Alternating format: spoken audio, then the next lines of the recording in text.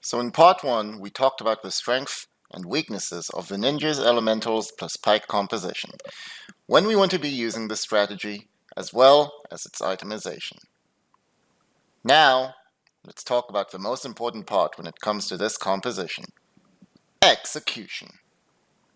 The execution of this team comp is going to be the most important part of being successful with this strategy now, since this is a team composition that is getting seemingly more popular by the day. This composition has little flexibility, and the itemization and build path is relatively simple and set in stone. This means that many players will have come up with some game plans against it by now, or in the near future. So the differentiating factor between the pros and amateurs will now be how the strategy ends up being executed. The execution of the strategy is actually the most fun and complicated part of it. So let's get right into it. The early game with this composition lasts from the first carousel until we are at level 5. Our goal in the early game is to level up to 5 as fast as we can while building our economy with a strong early game start and staying healthy. A crucial point when going for this build is that we absolutely do not want to be re-rolling pre-5. We want to be saving our gold in preparation for rolling between the levels 5 to 7. Since our team composition does not consist of any tier 1 units, this means that we get no benefit in re-rolling pre-5, other than strengthening our early game or considering our other options. There isn't really any specific opener that is required to pull the Ninjas Elementalist plus Pike composition off. The only thing we want to be looking out for is just having a strong start to keep us healthy, while picking up good items and components to our final roster. Good opening strategies are going to be your typical 3 noble start, or wilds, or just fielding out some generally strong 2-star units. Also try to pick up a Kha'Zix and get him to 2 stars if possible, because he's going to be one of the main placeholders for an early 3 assassin synergy with Zed and Pike until we pick up a Kali. Since we know what composition we're going for in the endgame already, we can start building items or putting items onto our units that we will replace in the future from the first PvP round. For example, we could give Phantom Dancer or a Shojin's to Garen early game. Another good example would be to put a recurve bow onto our Nidalee or Vayne with the intention to replace these units later in the game once we start picking up our required units. The early game for this composition, relatively speaking, ends once we reach level 5. In general, this is going to be the Krugs round if we decide to level up then, or 2 rounds after the Krugs round if we decide to eco. Overall, I would suggest to use 4 gold during the Krugs round for a couple of purposes. Having 5 units out on the field mostly ensures that we can beat the Krugs without much struggle. Additionally, fielding a 5th unit adds some strength to our squad, and we want to stay healthy against our opposition. Finally, leveling up during the Krugs round to 5 helps to reach the mid-game faster, which is where we will be hitting our power spikes and making our main transitions into our final team composition. We want to level up during the Krugs round if we are win streaking, in order to maintain our win streak and keep building our economy. However, if losing, we still want to strengthen up our squad and level them up as well, in order to stop losing health. And since we don't want to be re-rolling until level 5, and level 5 is where we can really start strengthening our squad and transitioning, leveling up during the Krugs round will be the standard. The only time I would suggest not to level up during the Krugs round is if we think the benefit from holding 4 extra gold outweighs the benefit of reaching level 5. This may be the case if we want to keep above the interest level. However, in many situations such as described above, even that won't be worth it. The mid-game is probably the most crucial part of the match when trying to pull this strategy off. From this point onwards, we want to quickly transition into our final team composition. Ideally, we already got our 3 assassins by this point, utilizing Kha'Zix temporarily until we find a Kali. This is the phase in the game where we want to be efficiently re-rolling and putting together the main pieces of our team composition. We want to re-roll as much as possible while keeping a decent economy in order to quickly reach our power spikes. The balancing act of knowing when to reroll and strengthen the team composition, or when to save gold, is one that only the best players have mastered. In general, the better our health, the more conservative we can be with rerolling. If our health gets low though, we will need to be spending lots of our gold to get our composition online as soon as possible. We want to strengthen our team and pick up all of its components. The units we are looking for to reach at least 2 stars in this period of the game will be Zed, Pyke, Shen, Lysandra, and Kennen. If we are healthy and not in dire need of completing our team composition, we do have the option of trying to level up some of our carries, such as Zed and Pyke, to 3 stars. As a side note, Shen and Kennen do tend to be possible to 3-star in many games, as they are not as highly contested as Zed or Pyke, but since Shen and Kennen are not our main carries, and we don't really put items onto them, it's not as worth it to try and reach 3-star units with either of them. During this period of the game, we want to be smart with the units we deploy onto the arena. Most of the times, we will not have perfect synergies. We generally do not want to field more than 1 ninja on the battlefield at a time until we have all 4 lined up ready to be fielded, as we want to keep the ninja buff alive on our single Zed for as long as possible until we get all 4 ninjas.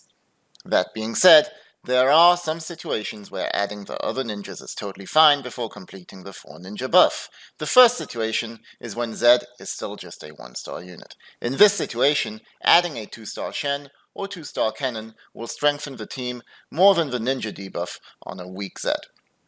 The other situation is if we can get the 4 ninja synergy going.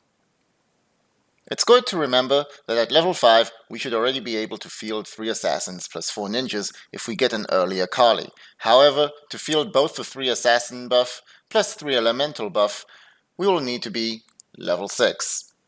Finally, it should be pretty obvious, but in order to field the 3 assassins plus 3 elementals plus 4 ninjas, which is our final team composition, we are going to require the level 7.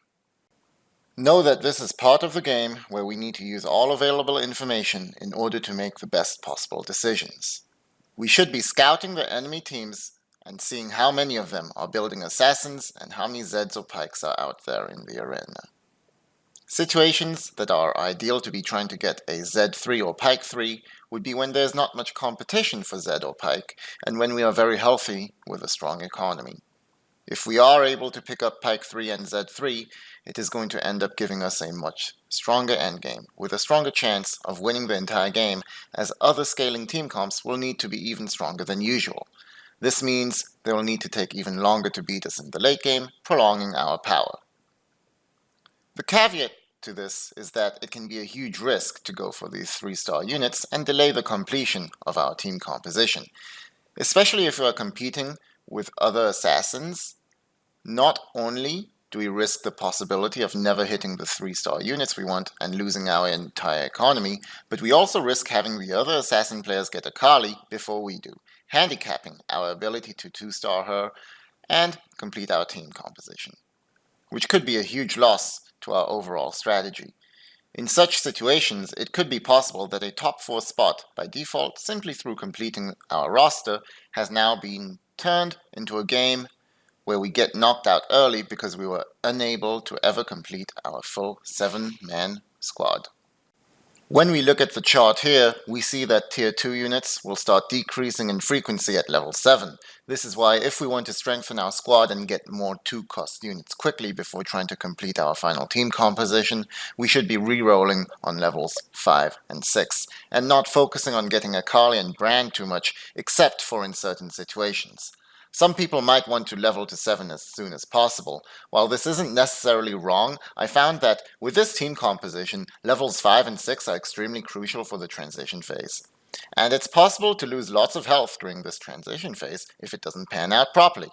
That I would rather spend as much resources as possible making the transition as smooth as possible in order to get our core units on the battlefield, and also in order to stay healthy and build a strong team composition.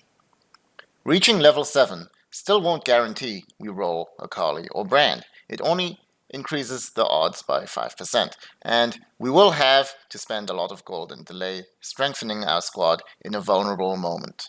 This is why, in general, I would rather stay on level 5 or 6 a bit longer in order to make sure I stay healthy and not rush to level 7, but rather take things more naturally. Remaining at level 5 or 6 and re-rolling during these rounds also has the benefit of having an extra 5% chance to hit 2 cost units, which is significant if that is what we're still looking for mainly. There are 3 main situations when we are looking to level up to 7. The first and most important situation to recognize is if we need to rush to our final team composition because the other players are outpacing us, and if we don't reach our final 7-man roster, then we risk dying before we ever get there. If we don't spend our gold now, we risk falling behind, losing our chance to complete our team composition early and ultimately costing us the entire game. The second situation is when we happen to stumble across a Carly plus brand on earlier levels. If this happens, then we are guaranteed a huge power spike when we level up to 7 and input our final roster. In this situation, it's almost always worth it to spend some extra gold in leveling up to 7 and then completing our upgrades there. By doing this, we prolong the mid-game and force our huge power spike onto our opponents before they are able to deal with us. The final situation is after we happen to be happy with all of, or at least most of our level ups, and with our core of Zed, Pyke, Lissandra, Shen, and Kennen, and we want to improve our odds of finding a Carly and Brand if we haven't got them yet. This happens after all of our 2-cost units and Kennen are leveled up to at least 2 stars, and we either already got our 3-star units or we don't really see opportunities to level them up to 3-star anytime soon. Once we are at level 7 and we have all of our units ready, we usually complete our team composition by replacing Kha'Zix with our final unit, who is usually Brand or Akali. With all of our 7 core units out in the arena, we now enter into the late game. So far, most of our power spikes have come out of upgrades to our units, or getting bigger items, or getting a synergy such as the Elemental or Ninja synergy going. But these power spikes are small compared to the largest power spike in the game for our team composition, when all 7 units are fielded out into the field of battle. Thanks to this huge power spike at the end of the mid-game, or start of the late game for us, there's going to be at least a couple of rounds that we usually win quite handily, as long as we have been on pace. What is incredibly important now is to not get carried away with our strength, and not to be too greedy with our gold. The fact of the matter is that this is our largest power spike, but at the same time, we won't be getting any more huge power spikes like this anymore. We want to use this huge spike to maximize the strength of our current squad and try to close out the game before others can catch up to us and bring the game to the hyper late game, when other team compositions start to get completed and outscale us. If some units such as Akali or Brand need to be upgraded to 2 stars, it is much more important to roll for them rather than trying to save gold to level up to 8. It is even going to be better to try and upgrade our Zed and Pyke to 3-star if we see a possibility for that. The 3-star Zed and 3-star Pyke help to prolong our huge power and can actually carry us in the late game, even against late game scaling comps if we utilize proper positioning. The main things that we want to be focusing on during the late game, other than spending gold wisely and upgrading our final team through items and higher tiered units, is going to be positioning and itemization against the other team compositions that could be our main rivals. The only reason to hold on to gold in order to level up to 8 would be if we do not see any realistic opportunities to 3-star any other of our units. And leveling up is the only realistic way to increase our power before the game ends, other than getting items. An 8th unit is not going to add much to our team composition. It's basically just going to serve as a distraction to our carries. But if we had to add an 8th unit, preferably pick something up like a Sejuani or a Swain that can synergize with our elementals for glacial buff, or maybe a demon buff. Try pick up Blitzcrank, or Cho'Gath maybe, as well if you want to have some extra CC. But in general, we don't want to go for level 8. To finish off the guide, I'd like to talk a bit about positioning. The first concept I want to talk about is going to be offensive positioning. With offensive positioning, our goal is to exploit the other player's weaknesses. Most other players will either try to be positioned offensively themselves, or they just won't have perfect defensive positioning. In such situations, we want to position to take advantage of their gaps and weaknesses. In this image below, I'm showing an example of proper offensive positioning. Over here, we are assuming that our villain is improperly positioned on the opposite top right corner of the arena. Let's just act like they also have some of their units mispositioned, such as having a ranger in the front line or something else weird like that. By positioning our units in the bottom left corner, his team will target our elementals, since assassins cannot be targeted whilst they're jumping mid-air. And when this happens, we pull his team out of the corner, creating space for our assassins to jump to and start doing their work on the enemy team. The times when we want to be using such offensive positioning is when we have a good idea of who we end up battling against, or there's only really one other player in the game that we are worried about.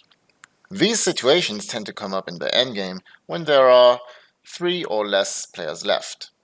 Offensive positioning gives us the best shot at defeating the other player we are specifically targeting. However, it may end up being weaker than a standard defensive position overall if we play against another random opponent, or if we play against another player that we weren't paying attention to, but they positioned offensively specifically to target us. Now let's end the guide by talking about defensive positioning. Defensive positioning means that we are not too concerned with who we face or where our villain will be coming from. Our main concern is going to be to create a formation that is unexploitable and therefore defensive. This means that we might not set up the best positioning against any singular player, but against everyone on average, our formation will hold up the best and be strongest no matter who we end up facing. Over here, I'm showing what a defensive positioning could look like for this assassin-based composition, where we basically put our entire army as far back as we can in the backline. Whether our elementals or assassins are on the right or left side won't be too important here, as we have no idea where our opponents will be coming from.